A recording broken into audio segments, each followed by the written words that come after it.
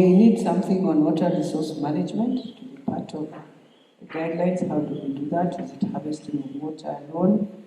We need something on afforestation, which we are talking about. We are concentrating in schools, but if you ask me, there's Karura Forest. I think we can take children there. People to adapt the forests they also have in their areas and continue building those forests.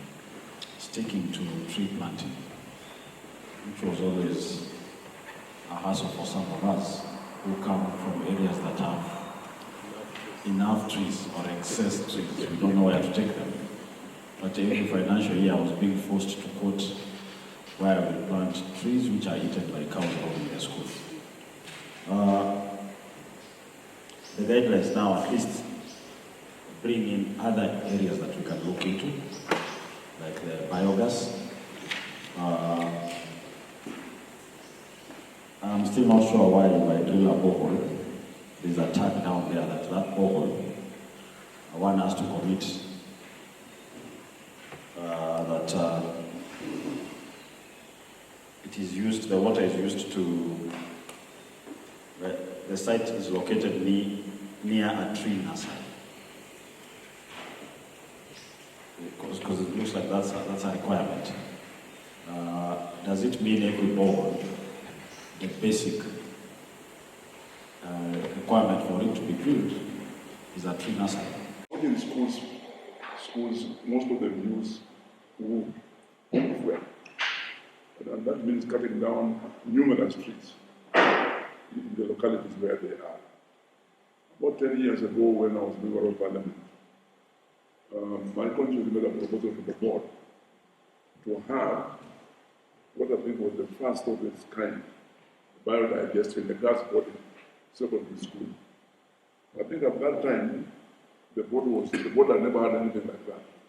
So it was very difficult getting the board to approve that project. But finally, when it was approved in that girls' school, it was working so well that I would recommend chairman of the committee that at some stage the committee visits and see how that works. Because if it can be duplicated in other boarding schools in the country, it will cut down the issue of trees being cut down for wood.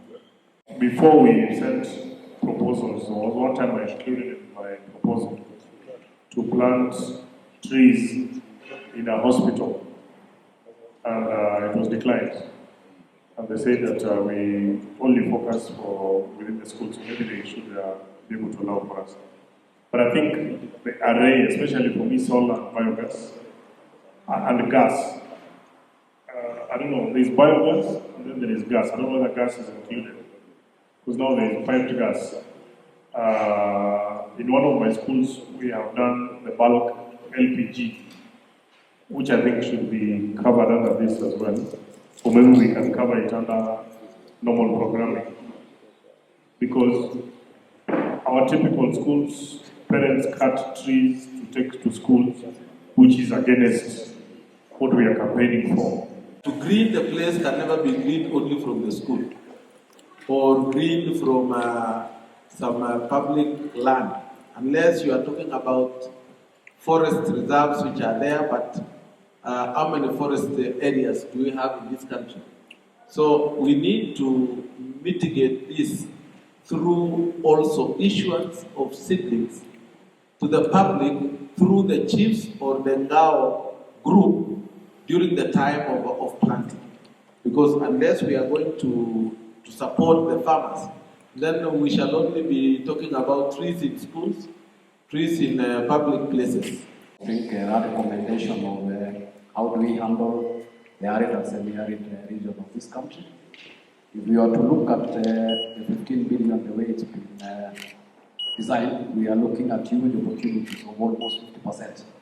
We deliver through restoring the arid and semi-arid counties of this region. And I believe we would have to have a sit down and see how do we accommodate, for instance, investment that can allow natural regeneration through either harvesting or harvesting interventions, possibly never allows that, and other ways that can be able to regenerate our arid and semi-arid regions. But in a nutshell, Chair, the ministry together with its agencies are ready and willing to work with you.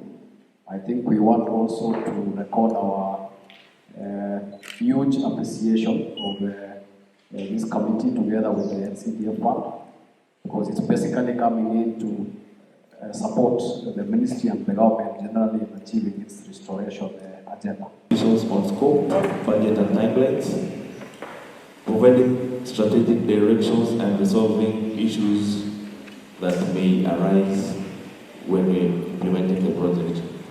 They will also do resource mobilization for the project. Under the bill phase, this is where the third committee comes in, that is the project implementation committee. So, and this is the committee that will be doing a lot of heavy works or heavy lifting, where the committee will be responsible for overseeing the project construction, and the committee will be appointed by the principal secretary from the State Department of ICT and Digital Economy, and it will also have representation from different stakeholders, key among them being ICT Authority, Communications Authority, Postal Corporation, CONSA, State Department of Defense, State Department for Public Works, National Treasury, Council of Governors, NGCDF Board, NGCDF Committee, Ministry of Labor and Social Protection, Ministry of Foreign Affairs, and other key stakeholders that we may identify as roll down the project. So, this team will have a number of responsibilities. One will be they will participate in the construction, that is inspecting the